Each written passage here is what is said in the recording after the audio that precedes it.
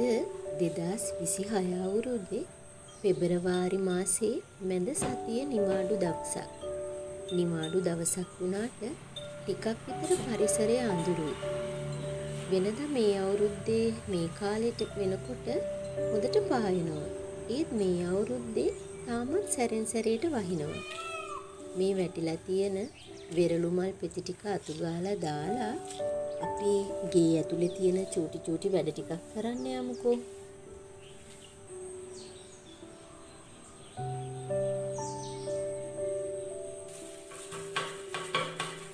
තියෙන පරිසරයත් එක්ක එළිය ගොඩාක් වෙලා වැඩ කරන්න බැරි නිසා වොෂ්රූම් එක සෝදලා පොඩි වොෂ් එකක් දාගෙන අපි දවල්ට උයමු.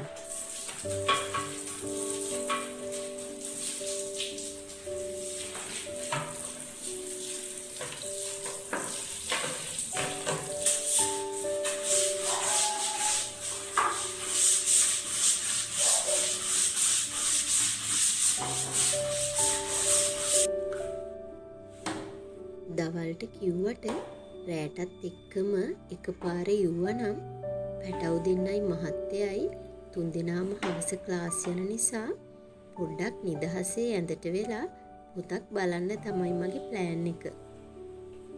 සමහර විට වැස්සේ නැත්තම් හවසට මට අලුතින් ගෙනාපු මල් පැල ටික උනත් හදාගන්න පුළුවන් වෙයි.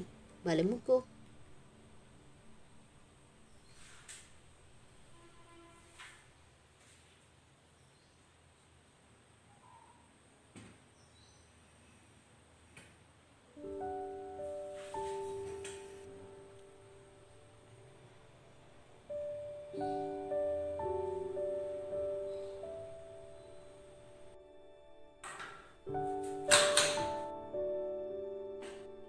වොෂ්රූම් එක සෝදන චූටි දේවල් මම වොෂ්රූම් එකේම තැන් වලින් එල්ලලා තියාගන්න හින්දා මට හිතුණ ගමන් පොඩි වොෂ් එකක් දාන වෙලාවට උනත් ටක් ගාලා බාත්රූම් එක ක්ලීන් කරගන්න පුළුවන්.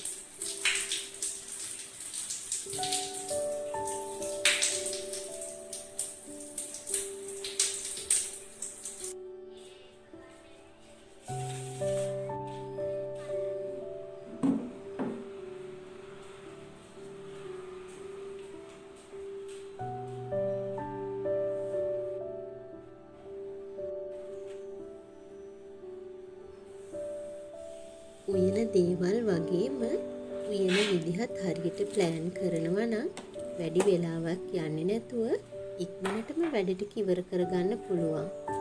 උයන්න ගන්න ලූණු, සුදු ලූණු, කරපිංච, ඉඟුරු, රම්පෙ වගේ දේවල් එකපාර සුද්ධ කරලා එකපාරම කපලා සෝදලා තියාගත්තාම ලේසි නේද?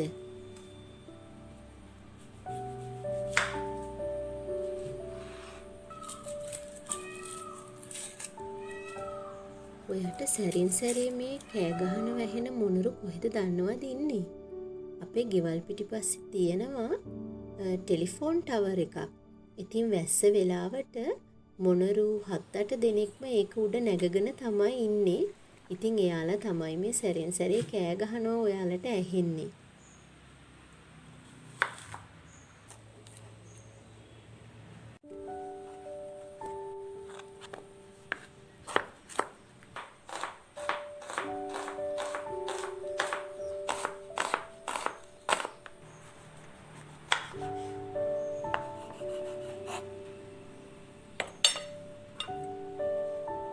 සමහර පුංචි උපකරණ නිසා අපේ වැඩ පහසු වෙනවා විතරක් නෙවෙයි වැඩි වෙලාවකුත් ඉතුරු වෙනවා. මෙන්න මේ පීලර් එකත් ඒ වගේ දෙයක්. හරිම ලේසියෙන් ඇට වර්ග අයින් කරගන්න පුළුවන්.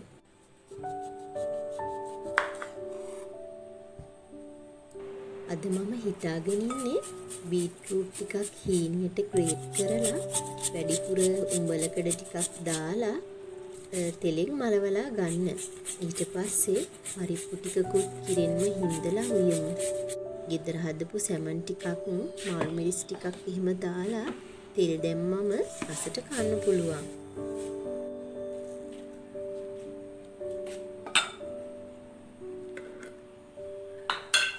මම පරිප්පු හදන ක්‍රම කීපයක් තියෙනවා. ඉස්සරහට ඔයත් එක්ක ඒවා බෙදා ගන්නම්කෝ. මම වේල් දෙකකට උයන නිසා මෙන්න මේ නිල් පාට කප් එකෙන් දෙකක් ඕනේ. පරිප්පු ටික හොඳට සෝදලා අරගෙන එකට කහ ටිකක්, උළුහල් ඇට කීපයක්, මිරිස් කුඩු ටිකක්, 3-5 චුට්ටක් දාලා ලුණු, සුදු ලුණු, කරපිංච රම්පේ දාලා දිය කිරි, මිටි කිරි දෙකම එකපාර දාලා හින්දගෙන උයා ගන්න තමයි තියෙන්නේ.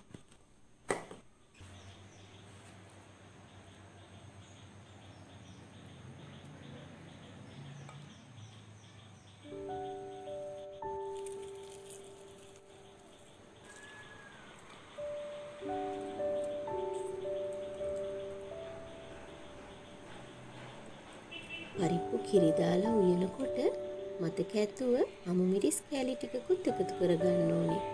පරිප්පු කිරි දාලා උයද්දී මේ අමු මිරිස් ටික ඉදෙනකොට වෙනම සුවඳක් පරිප්පු එකට එකතු වෙනවා.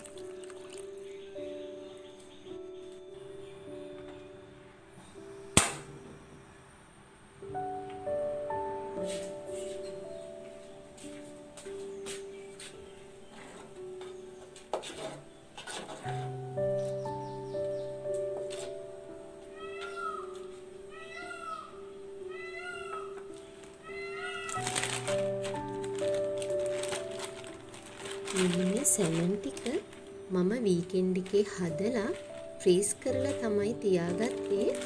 අද උදේ උයන නිසා මම ඒ ටික ඊයේ ෆ්‍රිජ් එකේ පහළ කොටසින් අරන් තියාගත්තා. ඇත්තටම මේ විදිහට ගෙදර සැමන් හදාගත්තාම අර කඩේ තියෙන සැමන් එකේන ගඳවත්, එහෙම නැත්නම් අර අමුතු පිලි රසවත්, කාලා ඉවරුනහම අර ඇඟට දැනෙන උෂ්ණ ගතිය, සමහර අයට ඇලර්ජි ගතිය එනවනේ. ඇත්තටම මේ ගෙදර හදාගන්න සැමන් එකේ ඒ කිසිම දෙයක් නැහැ. සමහර වෙලාවට මට හිතෙනවා ඇත්තට අපරාධේ අපි පහුගිය කාලේ සැමන් කඩෙන් කෑවි කියලා. වෙලාවක මම මේ රෙසිපි එකත් ඔයත් එක්ක බෙදා ගන්නම්කෝ.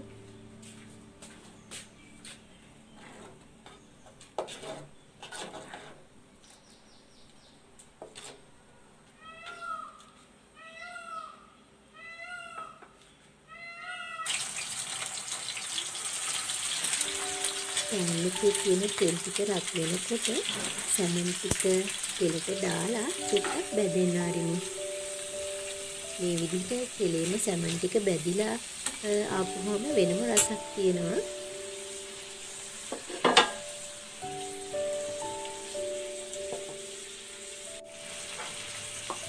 ඊට පස්සේ මම සැමන් එකට සෝදුරු ඇට ටිකක් එකතු කරගන්නවා.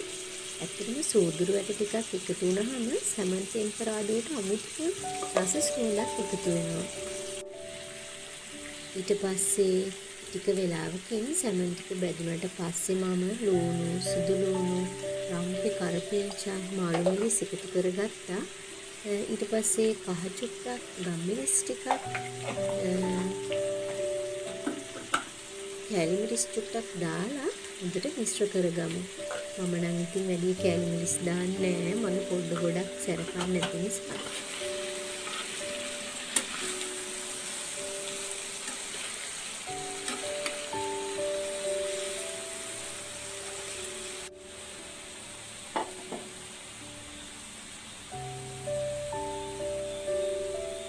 පරිප්පු එකත් ගානට හිඳීගෙන එනවා. මම ලුණු කුඩු චුට්ටක් එකතු කරලා හොඳට කලවම් කරලා ආයෙත් තව ටිකක් හිඳින්නම මේක වහගෙන උයා ගන්න තමයි හදන්නේ. ඊතරේ බලන්නකෝ. ඔන්න ආයෙත් එළියේ චුරුචුරු වැස්ස. මං උදේ හිතුවා හරියටම හරි.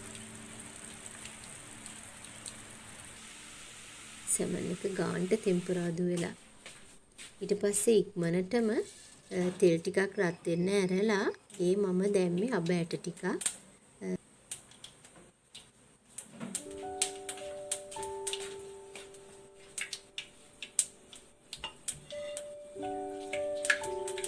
අබ ඇට ටික හොඳට පුපුරගෙන එනකොට ඒකට සුදු ලුණු, රම්පි කරපිංච, ඊට පස්සේ අමු මිරිස් චුට්ටක්, ඒ දේවල් හොඳට එකතු කරලා ලුණු ටිකයි හොඳට එකතු කරලා ඔන්න ටෙම්පරාදුවෙන් කරලා ඊට පස්සේ ඉතින් වැඩිපුර උම්මලකඩ ටිකකුත් මම එකතු කරගන්නවා. මේ බීට් ටෙම්පරාදුවට උම්මලකඩ ටිකක් වැඩිපුර එකතු වුනහම හරි රසයි.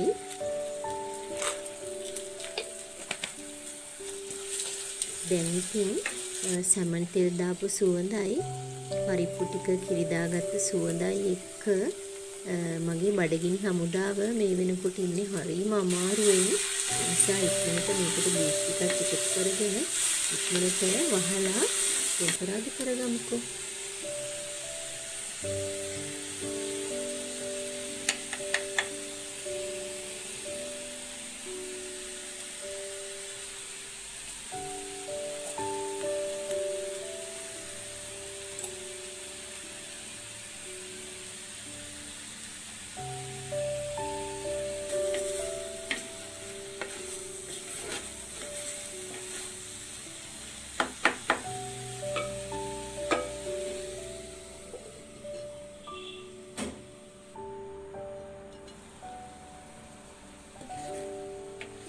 මේ තියෙන්නේ බීට් එකත් ගානට ටෙම්පරාදු වෙලා. ඔන්න දැන් ඔක්කොම හරි. ඔය ඉතින් එන්නකෝ කට්ටියම උණු උණුවේ බත් කටක් කන්න. මං දඩිබිඩියේ පපඩමකුත් බැදගත්තා. මේ මෙනු එකට ගොටුකොළ සම්බෝලෙකුත් තිබුණා නම් පාදු 5යි. අපි රැට කන බත් ටික කෙසෙල් කොලයක බඳිමුද? මේ බත් මුල රෑ කන්න අරිනකොට උතුම රසක් සුවඳක් තිබුණු මහන්සි වෙලා උයනවා වගේම ඒක පිළිගන්නන විදිය